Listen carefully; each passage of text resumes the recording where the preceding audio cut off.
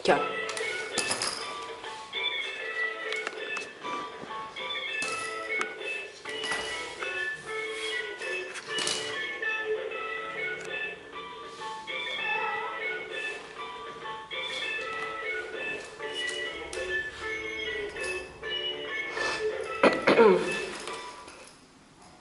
Ah, cadê a música?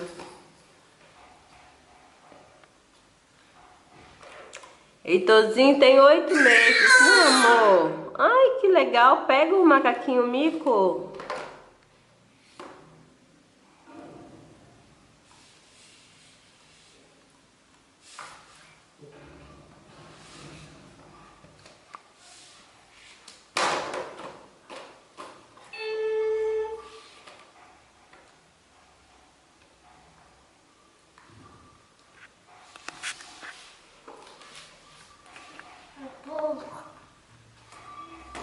Você cansou de comer o livro? Comprar um livro pra você de chocolate quando você fizer 18 meses.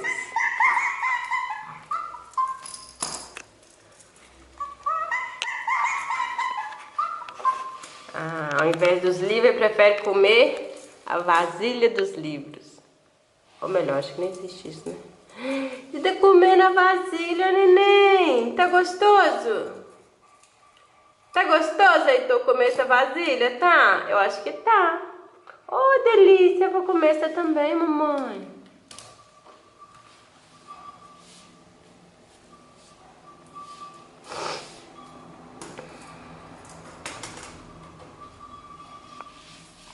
Agora eu vou destruir a parede do papai.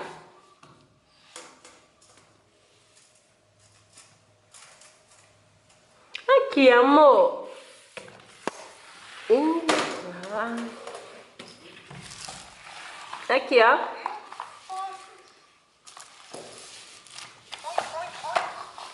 Ah, o porquinho. Oin, oin, oin. Ih, que menino mais lindo, minha mãe. Olha pra mamãe. Olha pra mamãe, neném.